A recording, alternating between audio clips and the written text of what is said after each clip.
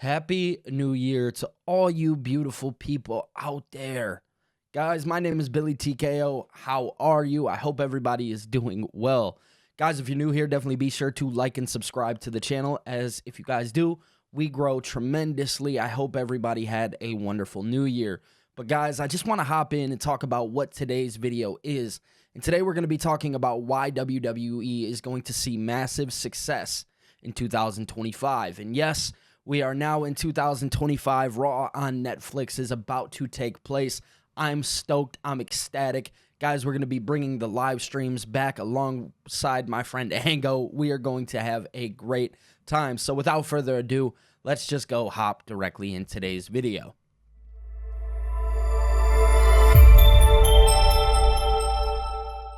All right, guys, so I want to talk about these 10 bullet points that I have here. And I really want to utilize every single one, bring them to your attention, and tell you guys exactly why WWE is going to have this success. So number one, let's just go ahead and kick things off. We're going to be talking about the global expansion. Obviously, guys, last year, we seen WWE take off globally. We seen them go to places like France, Puerto Rico. We seen them go to Germany, numerous places. And WWE has only stated this last year that they are going to extend that global expansion, so much so that we could see other WrestleManias in different countries.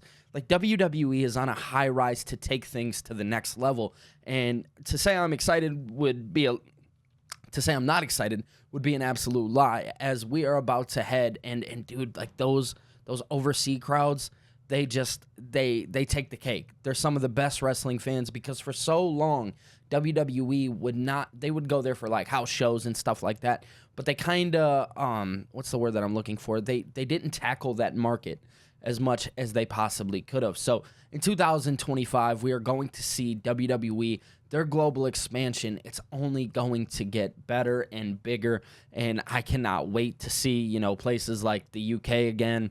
France was obviously amazing.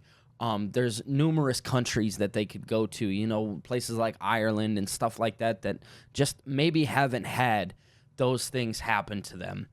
They haven't had the PLE events and, haven't had the Monday Night Raws and stuff like that. WWE has missed out on markets in those territories and whatnot.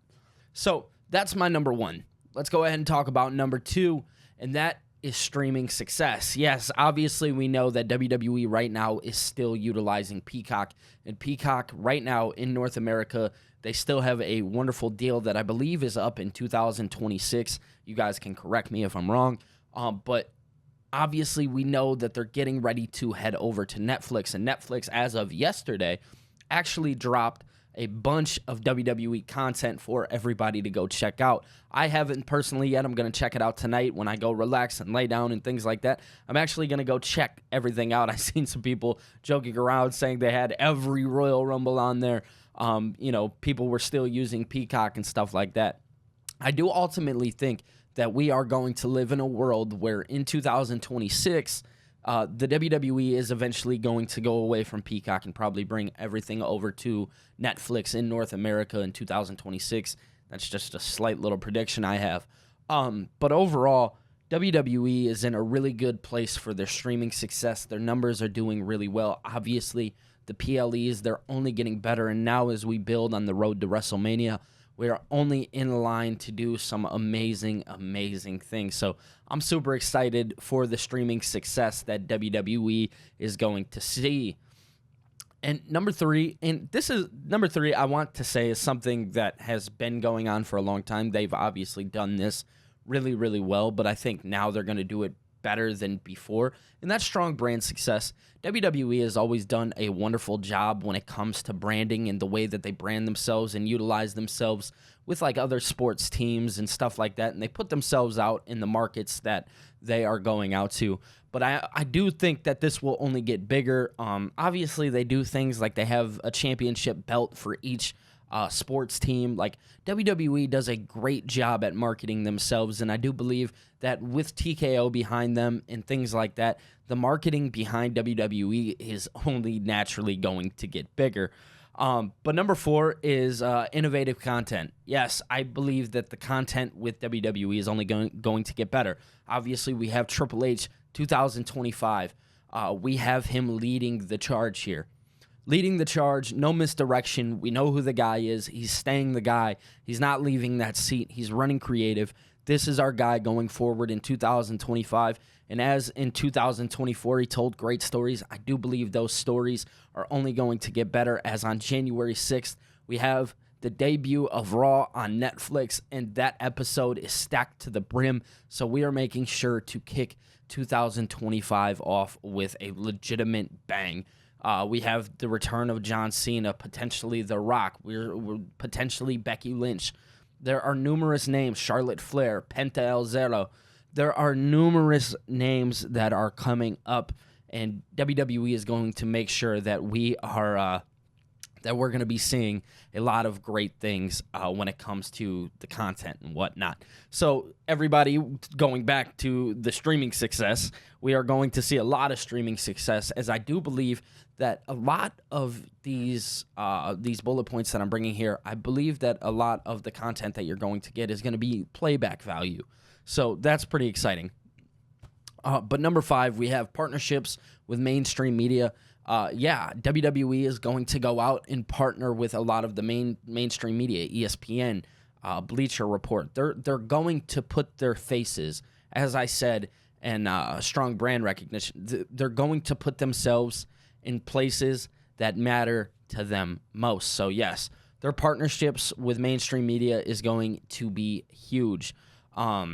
Because they're obviously still keeping the CW network. They're still keeping that tight relationship with USA, with SmackDown and whatnot. So WWE is only on a course of success. Now, number 6, talent development. I think we're going to see a lot of new stars being built coming into 2025. And I believe we're going to see a lot of old talent that haven't been utilized. Somebody like Finn Balor. I think we might see Finn Balor get a lot of success in 2025. If you guys remember back in 2016, Balor was on a rise for a huge push, but was ultimately it was ultimately taken back from him.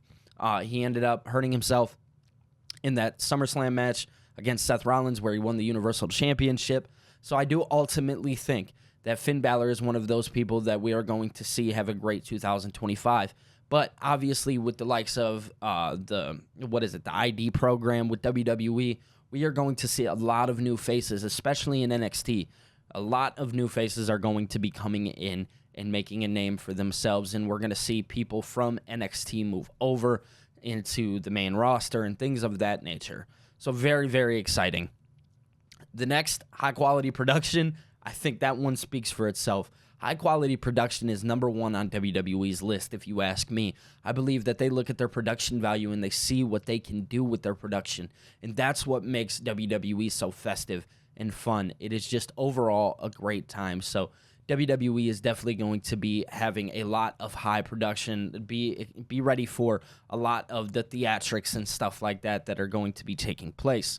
But after that, we have cross-platform engagement. So obviously TikTok, Twitter. WWE is going to be utilizing them the same way that they did in 2024, where they go on Raw and they show off that they've gotten 24 million views here and 150 million views here. Like, that's what WWE does, and that's how their name gets built up, because overall, those are good things to promote. So, yes, a lot of cross-platform engagement. So, definitely, if you guys aren't, go make sure you're following the WWE on all their social medias. I'm not sponsored by the WWE, but hey, if you guys want, call me.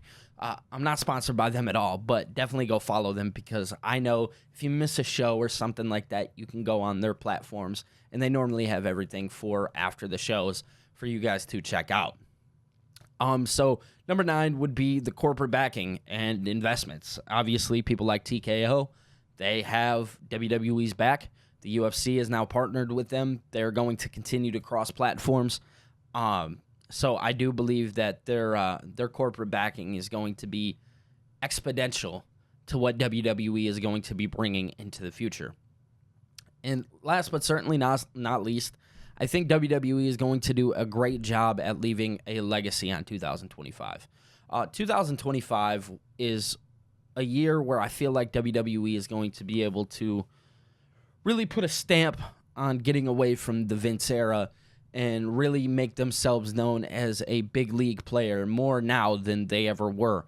So WWE, I believe, is going to take things into the future. Triple H obviously has a great understanding on what the people want to see when it comes to professional wrestling.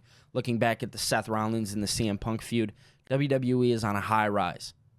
But ultimately, those are my thoughts. You guys can let me know your thoughts down below in the comment section.